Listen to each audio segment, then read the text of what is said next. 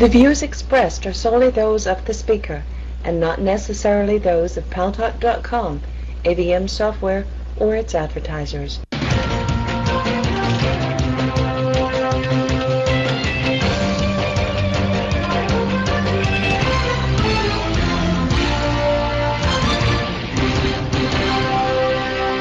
News Talk is online. News Talk Online is a production of Paltalk.com, the largest multimedia interactive program on the internet with more than 4 million unique users.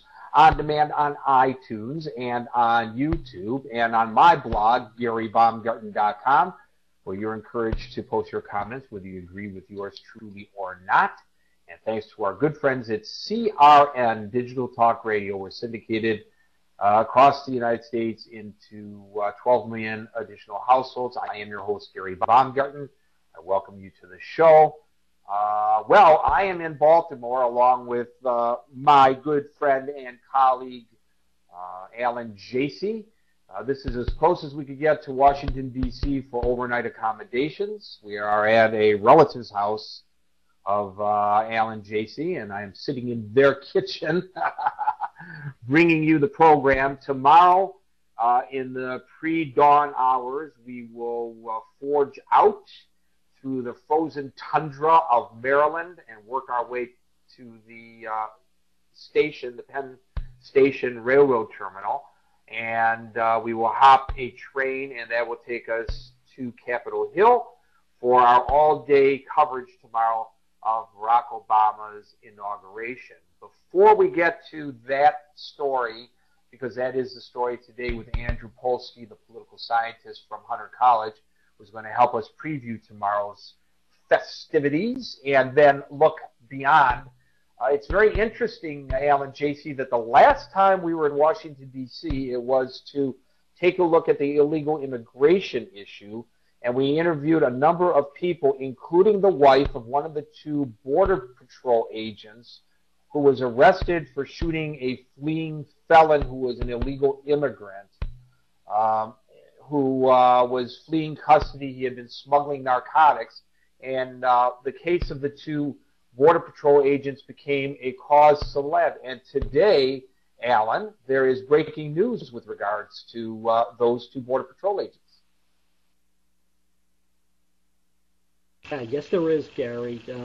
One of the last acts of George Bush's presidency is that he's commuted the sentences of Ignacio Ramos and Jose Alonso Campion, who were the two border agents. We had Ramos's wife on the show when we were at the Hold Our Feet to the Fire conference back, I believe it was in early September, after we came back from the conventions.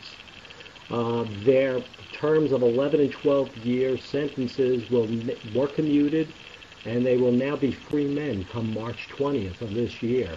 So that's some good news. And, you know, I've had a lot of disagreements with this president over the last 8 years, but this is certainly something that I wholeheartedly support.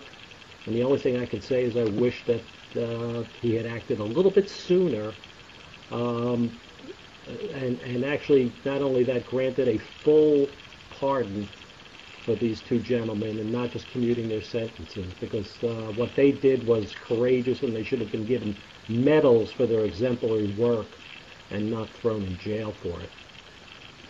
Well, plus it sends a bad signal to the other people who we have out there protecting the homeland here in the United States, that if they do their jobs, they might suffer consequences. And so it's a disincentive when you arrest them for doing their jobs for others to act when they believe that, as the commercial says, the time is right.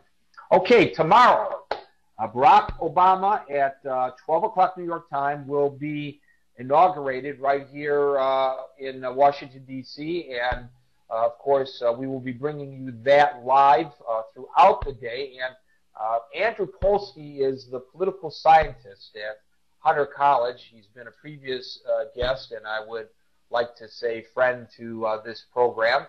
And last week, he was supposed to be on to give us a little preview of the speech that Barack Obama will be giving us tomorrow, and give us some insight as to some of the things that his transition will, the transition period, some of the challenges that presents to the new administration.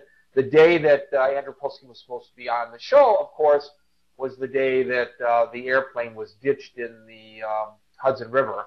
And so we scrambled to cover that. And but Andrew has been so kind as to join us on his day off today on News Talk Online at Paltalk.com. And we're making good on that commitment now. Andrew Polsky, welcome back to News Talk Online on Paltalk.com. Thank you. It's good to be with you today. It's good to have you again, and we appreciate your patience and indulgence. So tell us first, if you will, about this much-anticipated speech that Barack Obama is going to be making tomorrow. I am told that his speech, which he supposedly wrote himself, it was not written by one of his aides, will last a mere 14 minutes long. Heck, we have people who come on the microphone to ask questions here on News Talk Online on Paltalk.com to talk for more than 14 minutes. I appreciate that. As a professor, I sometimes find it hard to finish clearing my throat in less than 14 minutes. But I think he's right to keep it short. You're exactly right. Keep it short and simple, right?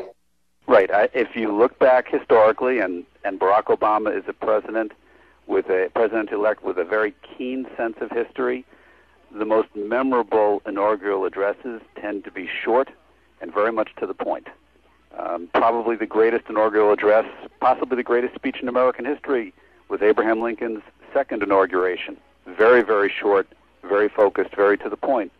Another famous inauguration, John F. Kennedy's speech, really quite short, quite direct and to the point. The long ones are ones that no one remembers.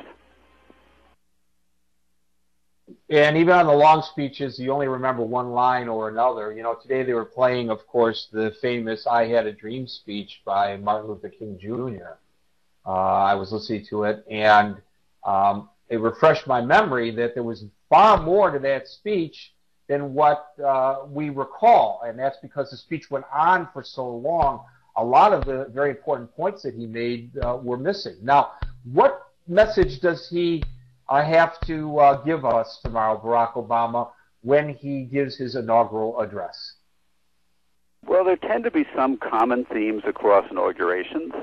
One is that the election is behind us. We're all Americans. We're all united. Whatever our differences were in the election, we can get past that. That is a tradition, a statement that goes all the way back to, at least to Thomas Jefferson's first inauguration back in 1801. So I'd expect him to make that as a theme. He's also indicated that he expects to stress the importance of personal responsibility and of responsibility for our economic future. From the tidbits we've been getting in the news, the little hints are that he'll be suggesting that the era of an anything-goes kind of economy is behind us.